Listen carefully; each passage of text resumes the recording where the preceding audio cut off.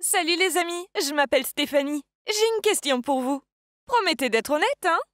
Avez-vous déjà eu un coup de cœur pour l'un de vos profs? Si oui, j'imagine que mon histoire vous semblera familière. Je vais vous parler de mon super petit copain, Joseph. J'ai fait tellement d'efforts pour le conquérir. Mais croyez-moi, il en valait vraiment la peine. Alors, tout a commencé l'an dernier, quand j'étais en 2e année, en art du spectacle. Quant aux mecs de mon âge, bof, quel ennui! Je ne leur prêtais pas beaucoup d'attention, car ils étaient immatures, et honnêtement, ils étaient pénibles.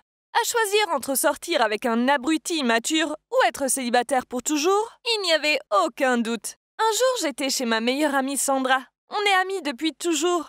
Et même si on est dans des facs différentes, on se voit toujours beaucoup. Pendant qu'on mangeait les délicieux burgers préparés par Sandra, on parlait de la fac, des fringues, des mecs. Vous voyez, ce genre de truc. Puis Sandra m'a dit qu'il y avait un nouveau prof dans sa fac. Il s'appelait Joseph. Elle le décrivait comme étant super canon, grand, intelligent, sportif. Et il avait une moto. Ça semblait trop beau pour être vrai. Alors je me suis dit qu'il devait y avoir un truc. Peut-être qu'il avait plein d'acné, ou qu'il avait une femme et 3 enfants. Il n'a pas d'acné, il n'est pas marié, et voilà à quoi il ressemble. Elle me montra son téléphone. C'était la photo d'un mec super canon. Je lui ai pris le téléphone des mains pour faire défiler les photos de sa page. Mon Dieu, ce mec était si beau. Mais si je ne le rencontrais jamais, je savais qu'il devait m'appartenir. Il me fallait un plan. Alors j'ai supplié Sandra de m'aider. Elle pensait que j'étais folle. Mais bon, c'était ma meilleure amie depuis toujours. Alors, elle savait que j'étais déterminée. Je venais discrètement en cours avec elle. Un cours d'économie. Ennuyeux. Mais regardez Joseph, en valait la peine. Et sa voix était si belle. Je savais que je ne pouvais pas juste rester assise. Il fallait que Joseph me remarque. Après le cours, je suis allée vers lui. J'ai jeté mes cheveux en arrière et avec ma voix la plus douce, j'ai dit « C'était un bon cours, mais il y a quelques points que je n'ai pas trop compris. Vous pourriez m'aider ?» Il avait l'air un peu surpris, mais il a accepté. J'ai inventé quelques questions sur le cours et il a balancé des réponses que je n'ai pas comprises. Je savais que je devais faire mieux que ça pour attirer son attention. Alors j'ai continué à m'immiscer dans le cours. Une fois, j'ai fait semblant de tomber de ma chaise et de m'évanouir. J'avais même tapoté de la poudre blanche sous mes yeux avant le cours pour avoir l'air encore plus épuisé. J'espérais qu'il court vers moi et me porte à l'infirmerie. Mais non, un mec stupide l'avait devancé. Pire encore, cette andouille était si maladroit qu'en me portant dans le couloir, mon bras a cogné contre la porte. Aïe, je me mordais la lèvre et gardais les yeux fermés. Mince, j'avais un plan génial qui s'est fini en catastrophe. J'ai ouvert les yeux juste à temps pour voir que l'infirmière venait vers moi avec une énorme seringue. J'ai crié. J'ai sauté du lit et lui ai dit que je me sentais beaucoup mieux maintenant. Malgré l'échec de mon plan de faire semblant d'être malade, j'ai tout de suite eu une nouvelle idée. Un jour, j'ai fait exprès de crever ma roue de vélo. Puis j'ai fait semblant d'être triste en marchant à côté pour l'amener au parking. Et j'ai demandé à Joseph de me déposer. Il a secoué la tête en disant qu'il n'avait pas le temps, de la salle. Puis, quand je suis passée devant lui, j'ai fait tomber mes livres. Et j'ai dit « Oh, je suis tellement maladroite !» en me penchant pour les ramasser. Ah oui, je portais aussi mon jean le plus moulant. Je me disais qu'il ne pouvait pas me résister avec celui-là. Mais il ne m'a même pas aidé à ramasser mes livres.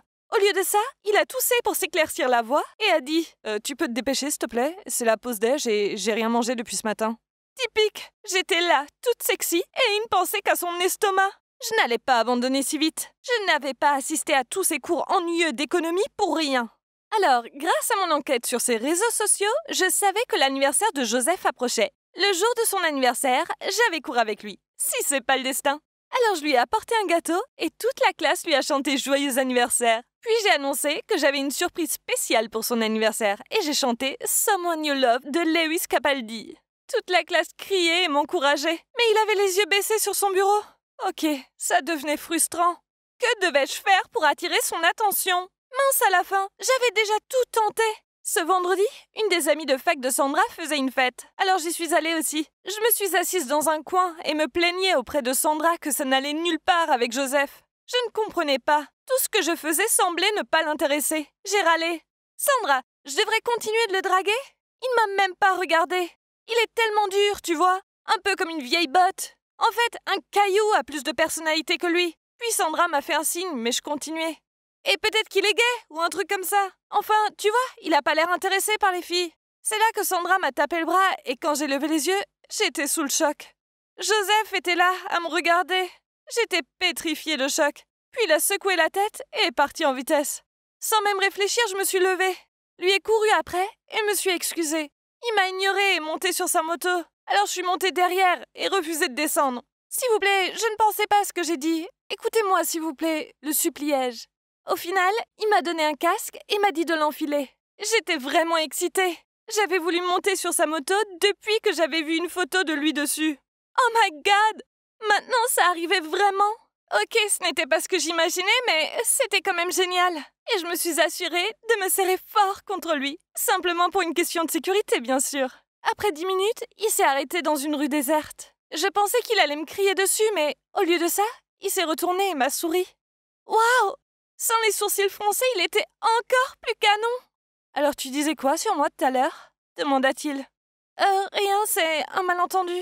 C'est marrant parce qu'on aurait dit que tu pensais que je n'avais pas de personnalité. Quoi d'autre? Ah oui, tu penses que je suis gay? Je suis désolée. Vous avez le droit d'être gay? Ça n'a pas d'importance. Vous avez une belle personnalité. Soudainement, il s'est penché et m'a embrassée. Oh my God, c'était génial! J'étais tellement choquée, mais si heureuse, que je ne comprenais même pas ce qui se passait. Dès qu'il s'est retiré, je l'ai attiré à nouveau vers moi pour qu'on continue à s'embrasser. Puis il a dit « Je ne suis pas gay et je pense que j'ai une personnalité géniale. C'est juste que j'aime jouer avec toi. Mais il semble que la route de la maturité soit encore longue pour toi. Mais c'est pas grave, tu pratiqueras avec moi. Sois ma petite copine. » Il se trouve qu'il m'avait remarqué, mais il voulait d'abord voir ce qui se passerait. Et aussi, il pensait que je devais grandir un peu, car mes combines étaient un peu immatures, même si c'était rigolo. Mais il était aussi flatté de tous les efforts que j'avais faits pour attirer son attention. Il m'a dit qu'il était venu à la fête juste parce qu'il m'avait entendu en parler à la fac, et qu'il voulait venir juste pour moi. Je ne vais plus à ses cours, ce qui me laisse beaucoup plus de temps pour aller à mes propres cours. Mais on est maintenant officiellement en couple, et je suis la plus heureuse. Donc voilà comment j'ai fini par être avec le petit copain le plus mignon sur Terre. Le conseil que j'ai à vous donner est d'être courageux dans votre quête de l'amour. Si vous êtes assis et attendez que ça vous tombe dessus tout cuit, eh bien, vous allez attendre longtemps. Allez, bougez-vous. C'est ce que j'ai fait et ça a complètement marché pour moi. Alors il n'y a pas de raison que ça ne marche pas pour vous aussi. Salut les gars, je m'appelle Gabriel, je suis un étudiant de 23 ans. Je pense que mes années d'études se sont bien passées car j'avais mon meilleur ami Léo à mes côtés. Quand on ne faisait pas la fête et qu'on ne profitait pas de la vie, lui et moi travaillions à temps partiel dans un restaurant local. Le salaire était plutôt minable, mais ça permettait au moins de financer quelques soirées amusantes. Mon histoire commence donc avec une jolie fille. Quand je dis jolie, c'est genre Ariana Grande. Léo et moi l'avions aperçue un jour dans le café où nous passons toujours pour aller au travail. Aucun de nous ne pouvait s'empêcher de la regarder. Elle a dû nous remarquer aussi, car au lieu de partir, elle s'est retournée, elle a souri dans notre direction, puis s'est dirigée vers le comptoir et elle a commandé une autre boisson à emporter. Elle faisait manifestement ça parce qu'elle voulait me parler. Alors je me suis précipité là-bas pour entamer une conversation. Le problème, c'est que Léo a suivi le mouvement et a proposé de payer sa boisson. Ah, elle semblait flattée, a souri, et elle nous a remerciés tous les deux.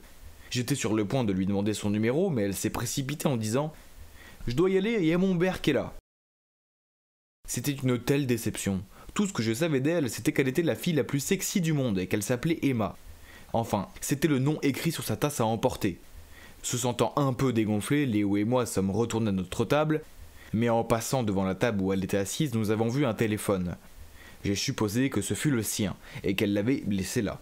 Alors je me suis jeté dessus avant que Léo ne puisse le faire. Il avait l'air tellement agacé. Ha! Maintenant la chance de la revoir est à moi. Le téléphone était verrouillé, mais j'étais sûr qu'elle avait appelé d'une minute à l'autre. Je voulais attendre qu'elle revienne pour le chercher, mais je devais aller travailler.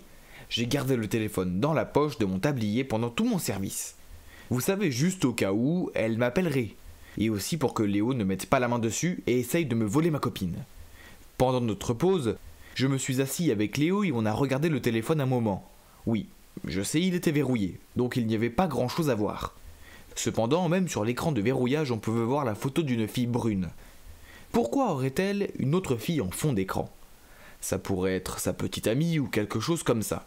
Non, j'avais vraiment besoin d'arrêter de trop réfléchir. J'en avais vu la façon dont elle m'avait souri, je lui ai visiblement plu. C'était probablement juste une vieille photo d'elle quand elle avait les cheveux bruns. Enfin, alors que je terminais mon service, le téléphone a sonné. Je me suis raclé la gorge, puis, de ma voix la plus sexy, j'ai répondu avec un « Salut toi. À ma grande surprise, elle a commencé à me crier dessus en me traitant de voleur. J'ai essayé de lui expliquer qu'elle avait tout faux et que je la retrouverais au café pour arranger les choses. Elle avait l'air tellement grincheuse et pas du tout comme la fille aux manières douces de tout à l'heure.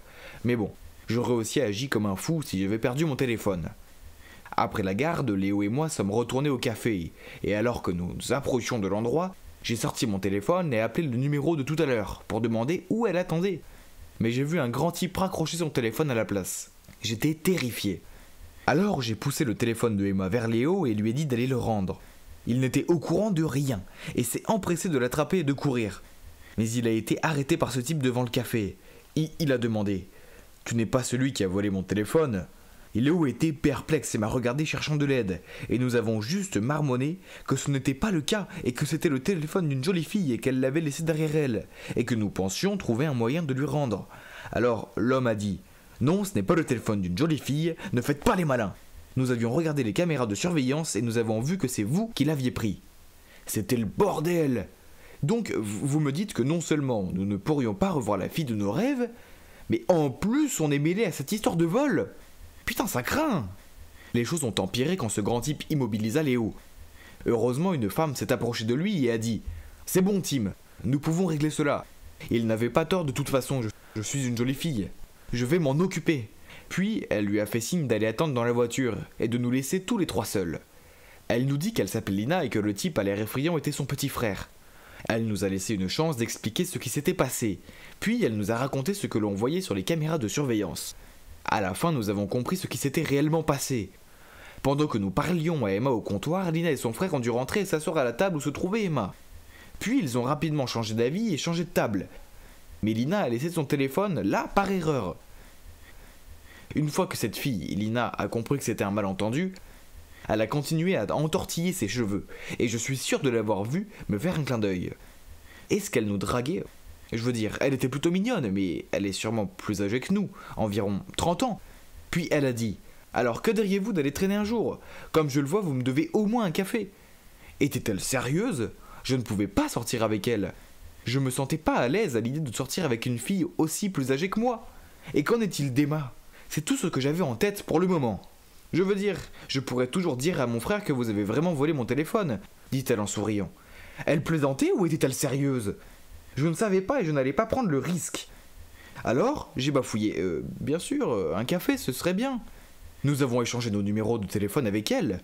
Plus tard, elle nous a envoyé un texto pour fixer l'heure et le lieu. Je ne voulais pas la rencontrer. Alors le jour du rendez-vous, j'ai téléphoné à Léo, j'ai fait semblant d'être malade et je lui ai dit qu'il devait y aller seul. À ma grande surprise, cela n'a pas semblé le déranger, au contraire, il avait l'air excité. Après le rendez-vous, il est venu directement à mon dortoir, disant qu'il voulait prendre de mes nouvelles. Mais je savais que c'était juste une excuse. Tout ce qu'il a fait, c'était de me dire combien Lina était amusante et qu'elle était riche et tout ça. Donc ce n'était pas juste un simple rendez-vous autour d'un café, mais elle l'a aussi emmené dans un restaurant chic. Je ne m'attendais pas à ce que Léo soit comme ça, mais je suis content qu'il ait apprécié. N'importe quoi pour ne pas avoir à aller à chercher un rendez-vous avec elle. Cela a duré un moment, et bientôt ils ont semblé assez sérieux. Chaque fois que Léo parlait d'elle, il faisait les yeux doux. Donc mon ami était amoureux. Elle était clairement intéressée à lui aussi, et a fait en sorte qu'il n'ait plus à travailler au restaurant. J'étais heureux pour Léo, vraiment. Et aussi soulagé de ne pas avoir à sortir avec Lina. Mais je me sentais aussi déprimé par tout ça, et il était amoureux, alors que la fille de mes rêves était là, quelque part, et je ne savais pas comment la retrouver. Sans surprise, j'ai vu qu'Emma était assise là. Je devais être bouche bée devant elle, car elle a ri et a dit « Hé, le coca est à moi !» En rougissant, je lui ai passé le coca, puis j'ai dit « Je ne sais pas si tu te souviens, mais on s'est rencontrés il y a quelques semaines dans le café du coin. »« Bien sûr !» Et elle a souri. « C'est un plaisir de te rencontrer à nouveau, le serveur. » Elle était si mignonne et douce. Il n'y avait aucun moyen de la laisser me filer entre les doigts à nouveau. Alors j'ai vérifié que mon patron ne regardait pas, puis j'ai demandé à Emma son numéro. Elle l'a écrit sur une serviette et me l'a passé en sortant. J'étais si excité que j'ai levé le poing en l'air. Grâce à nos messages, j'ai découvert qu'elle venait de commencer un stage au coin de la rue, et qu'elle voulait vraiment les impressionner pour qu'ils lui offrent un emploi officiel. J'étais heureux car cela signifiait que je pourrais la voir souvent. Chaque fois qu'elle entrait dans le restaurant, je faisais de mon mieux pour lui faire des avances, sans que mon patron le remarque. Une fois, je lui ai donné un dessert gratuit, puis j'ai dit « Quelque chose de doux pour la fille la plus douce que je connaisse. » C'est ringard, je sais, mais les filles aiment ce genre de choses. Il y avait des étincelles partout. Je savais qu'elle le ressentait aussi. Je devais juste trouver le courage de l'inviter à sortir. À ma grande surprise, elle a répondu « Allez, tu ne t'es toujours pas fait pardonner après avoir volé mon téléphone. Tu sais que les flics ne seraient pas très contents d'entendre ça non plus, pas vrai ? Ou je pourrais simplement le dire à mon frère. » Je ne voulais pas avoir de problème avec son géant de frère, ni avec les flics. Alors oui, j'ai accepté d'aller à un rendez-vous avec elle. On s'est retrouvés dans le même café où toute cette histoire de téléphone a commencé, car elle a dit que c'était proche de son travail. Cette fois, elle s'est présentée comme la directrice du marketing d'une grande entreprise. Wow, ok, c'est impressionnant pour son âge, et elle est belle et a du succès. J'ai peut-être été un peu impoli avec cette femme respectable, alors j'ai décidé de m'asseoir et de l'écouter. Mais la minute suivante, elle était comme « Gabriel, je t'aime depuis le premier regard », et elle a attrapé ma main. « Léo est un mec sympa, mais il n'est pas toi. » Quoi ? Elle ne me connaissait même pas, elle était folle ou quoi ? Et comment elle a pu faire ça à Léo ? Puis soudain, un groupe de personnes est entré dans le café. Elle a dit que c'était ses employés, leur a fait signe, puis leur a dit « Tout le monde, voici mon petit ami Gabriel !»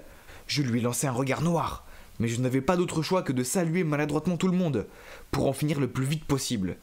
Mais j'ai vu un visage familier dans la foule. Impossible ! Les gars, je veux vous parler de mon été le plus mémorable. Cela implique une maison sans parents, la fille de mes rêves, et l'énorme secret de mon petit frère Gabriel. En fait, Gabriel ne veut pas que je vous en parle. Mais cette histoire est trop drôle pour la garder pour nous. Alors restez à l'écoute. Laissez-moi vous raconter ce qui s'est passé. Imaginez la scène. Je suis là à manger des corn dogs quand mes parents annoncent qu'ils partent en vacances pour leur 20e anniversaire de mariage. Cela signifie que je serai seul à la maison toute la semaine dans notre grande ferme entourée de vastes champs. Ça a l'air génial, non ? Mais attendez, c'était encore mieux quand mes amis d'enfance qui vivaient maintenant dans une autre ville étaient aussi de retour en ville pour les vacances d'été. Bien sûr, mes parents m'ont permis de les inviter pendant leur absence. Tellement nos familles étaient proches. Oh mon Dieu, je n'ai pas vu Jules depuis plus d'1 an, et sa sœur Amandine aussi. Ouais, je ne devrais pas dire que j'ai le plus gros béguin pour la sœur de mon meilleur ami, mais c'est le cas. Bref, ça allait être un été au paradis. Mais vous savez, l'homme propose et Dieu dispose. Il s'est avéré que mes parents n'allaient pas prendre Gabriel avec eux parce qu'ils estiment que j'étais assez grand pour m'occuper de mon petit frère. Ah, quelle déception. Comment je pourrais impressionner Amandine quand j'ai un enfant pleurnichard à ma charge ? Je devrais réfléchir rapidement. Donc, dès que nous avons salué nos parents, je lui ai passé ma PS4 et lui ai dit « Gabriel, tu peux jouer dessus, mais seulement si tu me promets de faire ce que je te demande et de rester en dehors de mon chemin. » Bien sûr, il a accepté. Je veux dire, quel garçon de 8 ans ne voudrait pas jouer à Fortnite ? Je le surveillais de temps en temps et lui donnais du jus et des collations. De cette façon, j'ai eu beaucoup de temps à passer avec Jules et Amandine. Les choses se passaient bien les premiers jours, et rien ne vaut d'être entouré de son meilleur pote et de son coup de foudre toute la journée. Waouh, je ne pouvais pas détacher mes yeux d'Amandine. Elle paraissait encore plus belle. Et un soir, on était assis dehors, à regarder les étoiles. C'était tellement romantique, surtout quand Jules a trouvé ça ennuyeux et nous a laissés pour aller au lit en premier. J'étais sur le point de tenter le coup du bâillement et de tendre mon bras pour l'enrouler autour de ses épaules, quand Gabriel est apparu et s'est glissé entre nous. Je lui ai lancé un furieux regard et en serrant les dents, je lui ai demandé ce qu'il voulait. Il a juste haussé les épaules et dit « Nathan, j'en ai assez de ce jeu maintenant, je veux une glace. » Amandine a rigolé, puis l'a emmené pour en chercher. « Quoi ? Comment ce petit crétin ose-t-il ruiner mes manœuvres ? Quel rabat-joie ! Il fallait que je trouve à entraîner Jules pour l'aider. Au final, il a quand même dû revenir les mains vides. Quoi qu'il en soit, je dois remercier mon stupide frère de m'avoir permis de passer un si bon après-midi avec Amandine. Cette nuit-là, on s'est assis tous ensemble dans le salon et on a raconté des histoires de fantômes effrayantes.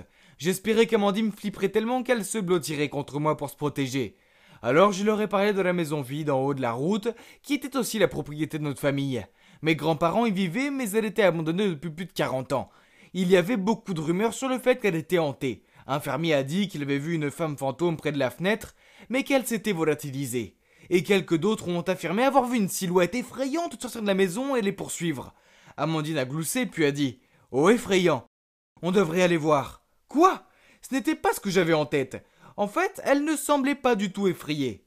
Je ne voulais pas y aller. C'était vieux et effrayant, et rien que d'y penser me donne la chair de poule. Heureusement pour moi, Gabriel nous a fortement découragés en disant qu'il avait entendu quelqu'un pleurer dans cette maison. Et nos parents ne nous ont pas permis d'y aller. Et puis, venu de nulle part, j'ai senti un vent glacial souffler sur moi en sifflant, ce qui a fait dresser les cheveux sur ma tête. Et boum ! Les lumières se sont éteintes, laissant passer la pièce entière dans l'obscurité. Tout le monde était confus. Que diable se passait-il? Je ne voulais pas mourir maintenant, pas tant que je n'avais pas encore fait part de mes sentiments à mon béguin. J'étais perdu dans mes pensées terrifiantes quand la lumière est revenue. Et tout le monde a immédiatement éclaté de rire. Oh mon Dieu! Je me suis retrouvé assis sur les genoux d'Amandine, la tête entre les mains. Il s'est avéré que c'était mon vilain petit frère qui avait éteint la lumière pour faire une farce. Quelle humiliation! Au moins Amandine a changé d'avis sur sa volonté de visiter la maison hantée. Mais les jours suivants, des choses bizarres ont commencé à se produire. Je suis allé chercher un truc à grignoter dans mon butin secret sous mon lit, mais qu'est-ce que c'est? Toutes les barres sneakers avaient disparu. Ça ne pouvait pas être Gabriel puisqu'il détestait les sneakers, n'est-ce pas? Ensuite, alors qu'on regardait un film, Amandine a commencé à trembler. Alors, étant le gars génial que je suis allé la chercher une couverture pour elle, mais toutes les couvertures avaient disparu. Quand je suis retourné et que j'en ai parlé à Jules et Amandine, Amandine a dit que c'était étrange, car l'autre jour, elle ne me trouvait pas son pyjama. Et le paquet de gâteaux rats de Jules avait aussi disparu. Alors, il y avait un vrai fantôme dans notre maison. Quant à mon frère, il agissait comme s'il était hanté. Il ne parlait presque plus et pendant 3 jours d'affilée à 18h précises, il disparaissait de la maison pendant des heures. C'était vraiment étrange, je veux dire. C'est le créneau horaire de son émission préférée. Il ne manquerait jamais Adventure Time sans une bonne raison. Pour moi, c'est génial que Gabriel ne soit sa bouche. Oh, regardez son visage heureux. Il n'avait aucune idée de ce que je lui réservais. Juste après ça, nous sommes entrés dans la pièce. Comme il ne voulait pas être pris en train de manger en cachette, Gabriel s'est rapidement caché sous la table. Et bien sûr, nous avons fait semblant de ne pas savoir qu'il était là. Puis j'ai brandi ce pot de bonbons et j'ai dit « Les gars, devinez quoi? J'ai commandé ces pilules en ligne, ce sont des légendaires bonbons invisibles qui font que personne ne peut me voir. » Jules a eu l'air surpris. « Incroyable, comment as-tu eu ça? » J'ai entendu dire que c'était un tel succès qu'il a été vendu partout.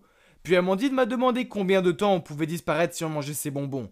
J'ai répondu « Je pense que si on mange 4 ou 5 bonbons, on peut disparaître pendant 45 minutes. » Nous avons continué notre sketch, puis j'ai dit de laisser le pot de bonbons ici. Ainsi, demain, nous pourrions l'essayer et sortir faire des farces à tout le monde avec notre super pouvoir. J'ai fait un clin d'œil et tout le monde a hoché la tête. Maintenant, où est passé Gabriel encore? J'ai demandé et tout le monde a hoché la tête. J'ai encore attrapé une pomme et je l'ai fait tomber par terre. Puis j'ai immédiatement regardé sur la table pour la chercher tout en faisant semblant de ne pas voir Gabriel. Il avait l'air absolument stupéfait, essayant de ne pas faire de bruit. Maintenant que Gabriel pensait qu'il était invisible, il est sorti en rampant et a fait toutes sortes de choses amusantes devant nous. Danser, secouer ses fesses et faire la roue à travers la pièce. C'était si difficile de garder un visage neutre et d'ignorer son existence. Puis à 18h, Gabriel a quitté la maison avec un sac à dos. Mais comme il se croyait invisible, il est passé devant nous sans hésiter. Il n'a pas oublié de me tirer la langue avant de partir. Hein, quel idiot! Nous l'avons suivi et devinez quoi, il est allé dans la maison abandonnée. Nous nous sommes cachés derrière un arbre pour regarder et soudain la porte s'est ouverte en grinçant. J'étais un peu effrayé alors je me suis accroché au bras d'Amandine. Quelqu'un a couru vers lui. Une petite fille. Oh non, c'était un fantôme? Amandine a dit. Oh mon Dieu, elle porte mes vêtements.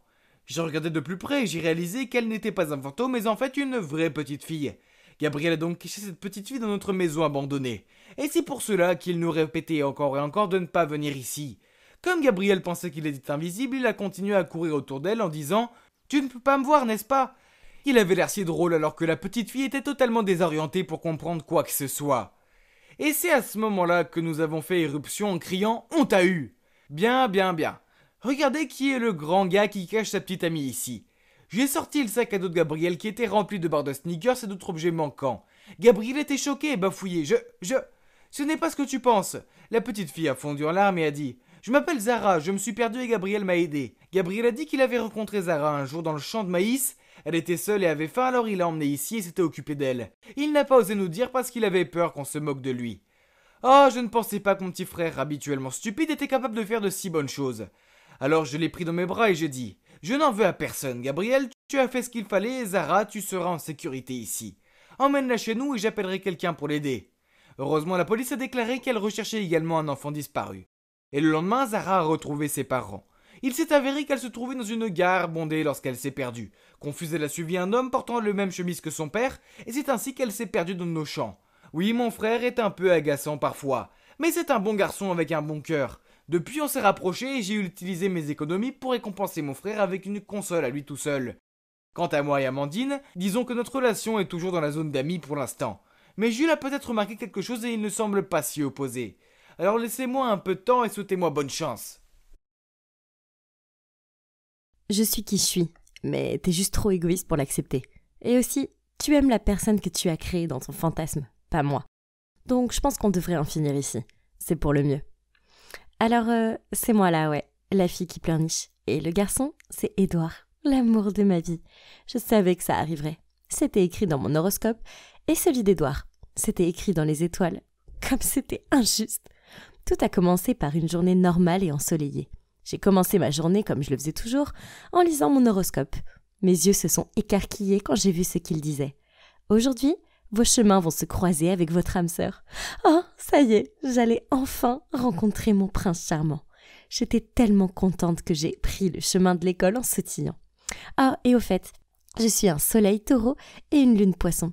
Je comprends que tout le monde n'est pas aussi informé de ces choses que moi, mais en gros, ça signifie que je suis une fille timide, qui est craintive avec les étrangers, mais j'ai une grande empathie envers les autres. Cependant, mon principal trait de caractère est que je rêvasse pour échapper à la réalité.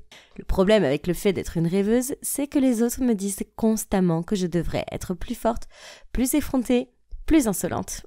Non merci. C'est pas parce que je suis... Sérieusement, il devrait emprunter mon livre.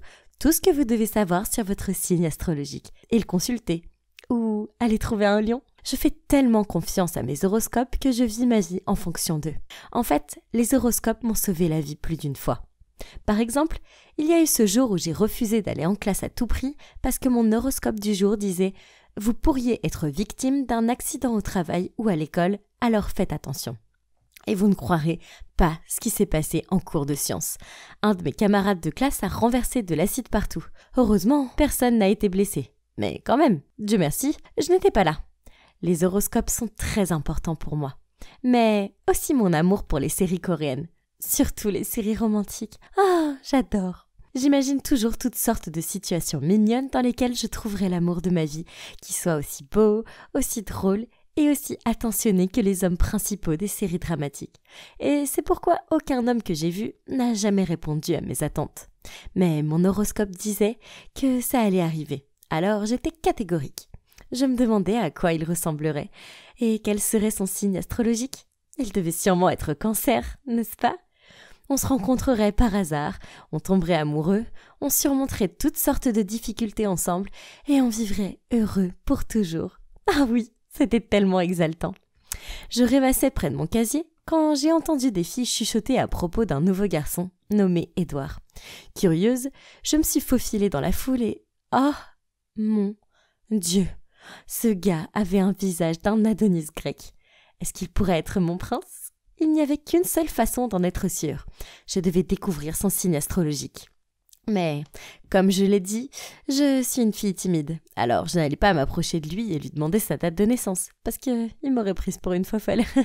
J'ai continué à penser à mon dilemme et puis, bingo, j'ai trouvé une idée géniale et infaillible. Vous voyez, être un poisson a de nombreux avantages. Comme il était nouveau, son dossier serait à la réception pour que Madame Shillington s'en occupe. J'ai attendu le début de la pause déjeuner parce que je savais que je serais plus calme là-bas. Et je me suis faufilée jusqu'à son bureau et j'ai scanné le dossier d'Édouard. Quoi ? Il est bélier, complètement mon opposé. Comment il pourrait être le bon ? En m'éloignant, je ne pouvais pas m'empêcher de penser. Son signe de lune croissante doit être poisson ou cancer. Ou peut-être quelque chose qui correspond au mien. C'était impossible d'en être sûr sans connaître l'heure exacte de sa naissance. Il devrait vraiment rendre cette information obligatoire dans les documents, parce que c'est important. J'étais tellement perdue dans mes pensées que je me suis heurtée à quelqu'un. J'ai levé les yeux et marmonné un « Désolée ». Oh mon Dieu, c'était Édouard. C'était ça, nos chemins s'étaient croisés. Bientôt, il m'inviterait à une promenade sur la plage et on s'embrasserait au clair de lune. « Hey, tu vas bien ?» Il m'a fixée, mais j'étais trop occupée à fantasmer pour me concentrer. Je pense que j'ai peut-être un peu bavé aussi. « Tu vas bien, n'est-ce pas ?» J'ai fini par m'en sortir. J'ai rougi et j'ai murmuré. « Ouais, je vais bien. Je sais que je suis une jolie fille. Hey, nous les poissons, on a un charisme naturel. Et puis, j'avais cet air timide. Comment un garçon pourrait-il résister à ce charme ? Donc, je n'étais pas si surprise quand Édouard a dit « Bien, tu m'as inquiétée pendant une minute, alors... je suis nouveau ici et je connais pas vraiment quelqu'un. » Il s'est gratté le cou. « Alors, est-ce que tu veux bien prendre un café après l'école ? En plus, Ce sera ma façon de m'excuser de ne pas avoir regardé où j'allais. J'ai fait mon plus beau sourire et j'ai dit « Bien sûr ». Il s'est arrangé pour me rencontrer dans ce café voisin. Je sais que je vous ai dit que je suis quelqu'un de silencieux, mais étonnamment, Édouard et moi avons vraiment sympathisé. Nous avons partagé un muffin et il m'a dit que de me rencontrer avait été le meilleur moment de sa journée. Il m'a même demandé mon numéro avant que je ne rentre chez moi. Oh, youpi! Oh, j'ai aussi découvert à quelle heure il est né. Je me suis précipitée à la maison pour regarder son signe astrologique. Et comme je m'y attendais, sa lune et son ascendant sont des signes du Cancer, ce qui me correspond parfaitement. À partir de ce jour-là, nous avons commencé à nous envoyer des textos et à nous appeler. Et nous nous sommes même vus tous les jours. C'était génial. Jusqu'au jour où il m'a demandé si je voulais être sa petite amie. Oh mon Dieu, bien sûr que je le voulais. Tout se passait exactement comme je l'avais imaginé. Mais c'est aussi à ce moment-là que les choses ont commencé un petit peu à foirer. Ok. Mon obsession de l'horoscope signifie que je parle sans cesse des étoiles, des planètes, de la lune, du soleil et des personnalités de chaque zodiaque. Je sais que cela rend fou parce que il est tellement sceptique. Un jour, dans son horoscope, il était écrit qu'il devait se ménager aujourd'hui et éviter les exercices fatigants. Mais Édouard avait un match de basket important à l'école. Je l'ai supplié de ne pas y participer, mais il n'a rien voulu entendre. Il a dit que c'était absurde. L'équipe avait besoin de lui et il ne pouvait pas les laisser tomber sur un coup de tête. J'étais folle d'inquiétude à l'idée qu'il puisse se casser la jambe ou quelque chose du genre. Je ne pouvais pas laisser ça se produire. Alors j'ai mis du sirop laxatif dans sa bouteille d'eau. Quelques cuillères suffiraient, n'est-ce pas? Alors, je pense que j'en ai mis peut-être un peu trop parce qu'il a disparu dans les toilettes pendant des heures. Oups, et l'équipe a perdu. Mais au moins, mon petit ami n'a pas eu de se casser, pas vrai? C'est pas tout. Il était vital pour moi qu'il fasse toutes sortes de gestes romantiques comme ils le font dans les drames coréens que j'adore. Ainsi, je l'ai obligé à se pointer devant ma maison en plein milieu de la nuit, puis m'appeler pour me dire d'aller à la fenêtre afin qu'il puisse me voir parce que je lui manquais tellement qu'il avait besoin de voir mon visage. Oh, c'était tellement romantique. Oh, surtout quand il pleuvait. Rien n'est plus sexy que votre petit ami sous la pluie devant votre maison. Bien que je pensais que c'était tout à fait normal, Édouard ne le pensait pas. Il a pensé que j'étais folle, et il a fini par avoir un rhume après. Puis un matin, j'ai vérifié nos horoscopes et j'ai fixé l'écran de mon téléphone en état de choc. On allait se séparer, et c'est là que j'ai reçu un message de lui. Il faut qu'on parle, je te retrouve après les cours. Oh mon Dieu, ça c'était pas bon signe. Voulait-il vraiment mettre fin à notre relation ? Toute la journée, j'ai imaginé différents scénarios de rupture dans ma tête. Quelle torture! À la fin de l'école, je voulais juste en finir, rentrer chez moi et pleurer sur mon oreiller. Édouard était super silencieux, mais il ne pouvait même pas croiser mon regard, et son air était si sérieux, je me suis dit « Oh non, c'était vraiment en train d'arriver. Notre rupture était inévitable, mais ça ne voulait pas dire qu'il devait le faire. Oui, c'est vrai. » Alors, dès qu'il a commencé à parler, je me suis interposée et j'ai dit « Je suis désolée, Édouard, mais on doit rompre. »